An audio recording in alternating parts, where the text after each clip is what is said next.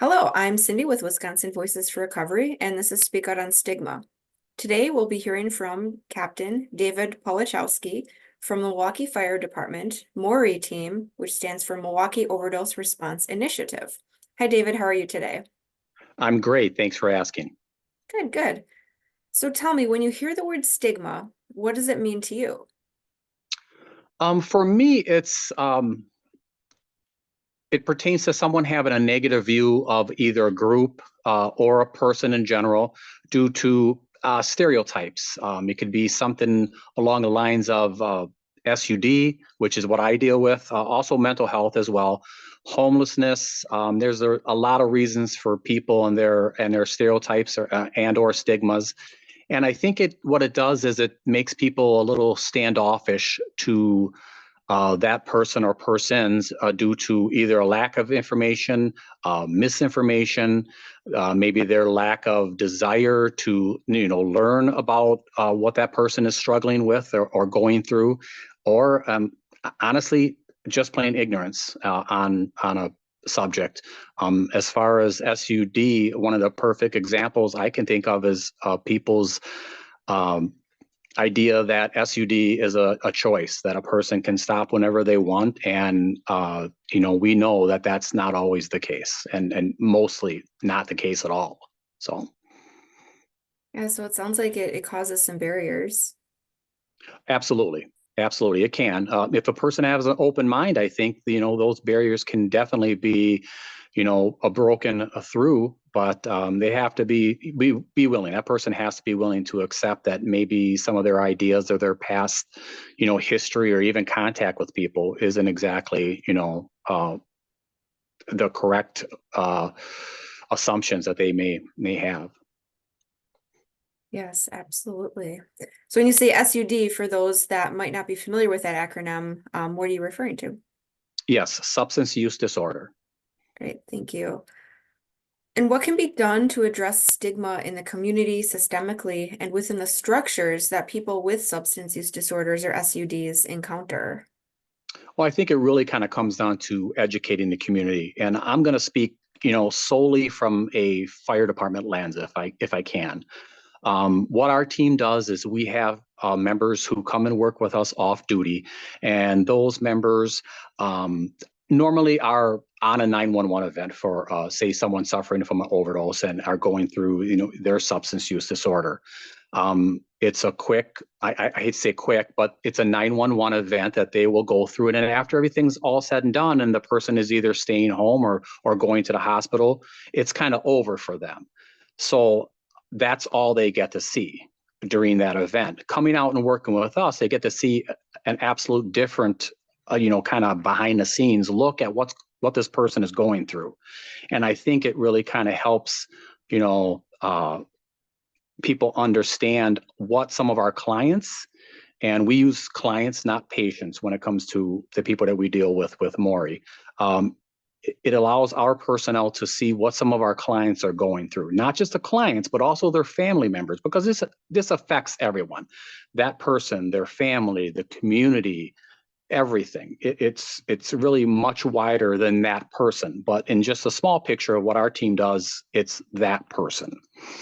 Um, I think it helps open their eyes to some of the frustrations that maybe they might have with with the people that they may be dealing with during their 911 events, and also some of the frustrations that that person who's dealing with their SUD is going through in their attempts for sobriety. So I'll paint a small picture of what I mean. I was working with a person, one of our clients, and I was spending the majority of my day back and forth on a phone, calling various different entities to try to get this person assistance. Later on in the afternoon, between one of my calls, my other member looked at me and said, "Wow, if it were me and I was the person using, I would probably have hung up the phone and just went and got high, because this is extremely frustrating for me, and I see what you're doing. I can only imagine how it is for that person that's trying to get themselves some help. And I know the people to call. That's not always the case, obviously, with someone who's going through their addiction issue. So, I think that opening the eyes with our members helps. I don't want to say necessarily in a systematic approach, but what happens is when our members see that, and I also spread the word as well, throughout our department, but they get to go back, and when they're working with their normal shifts, they get to say, hey, look at, you remember that person we had the other day? We tried following up with them. This is kind of what's going on. Or as far as the team, they'll say, hey, look at, there are a lot of behind the scenes stuff that we don't see, that not only the department is trying to do to help them, but the person in general. So I think that kind of helps break through some of the stigma where people just think, someone's really not trying to help themselves at all.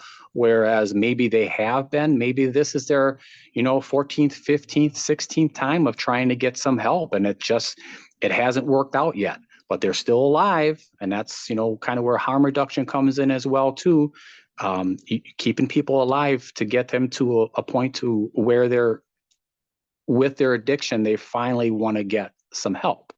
And that's kind of where we come along and help out with that. And I think kind of going back to what I was talking about with our members and helping them to understand what's going on with people suffering from addiction and how difficult it can be, not just from the substance itself, but just everything else that comes with it when they're trying to get help. And I think that really kind of helps break down some of the barriers, at least in our community. And I spread the word with my family and everything else. I mean, it has changed my view, and even some of the stereotypes that maybe I had with people, with substance use. When I was on the med unit and would see the same people, and I think it's, one person at a time. You have to change the minds of somebody, and I think the more positivity that you show, I think really goes a long way as well. Absolutely. And that awareness piece is so important. And I Oh, like how you, 100%. yeah, and I like how you mentioned, harm reduction is, keeping people alive until they can get the help that they need, as well as an important view and an awareness to raise too. Oh, 100%. A lot of people, I shouldn't say a lot of people, but one of the stigmas out there is harm reduction just allows people to get high. All you're doing is just enabling people, right? We've heard that for a long time. And the way that we put it on our team is, you're right. We are enabling people to stay alive until they get to a point in their substance use that they want to get some assistance. We can't help them if they've died. And we've seen enough of those, and they're very depressing.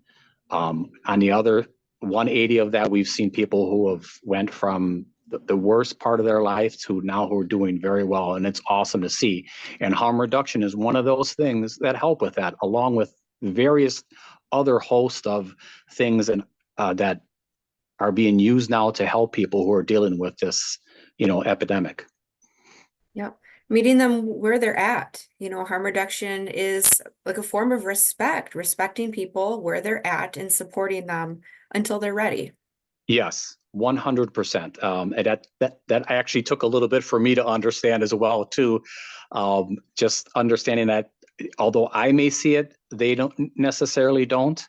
And let them get to that point, one step at a time, one step at a time. And we are just there to hold their hand if they want us to hold it, however it may be, in harm reduction, in immediate transport to a facility if they want to get assistance, or just a follow-up text or call, see how they're doing.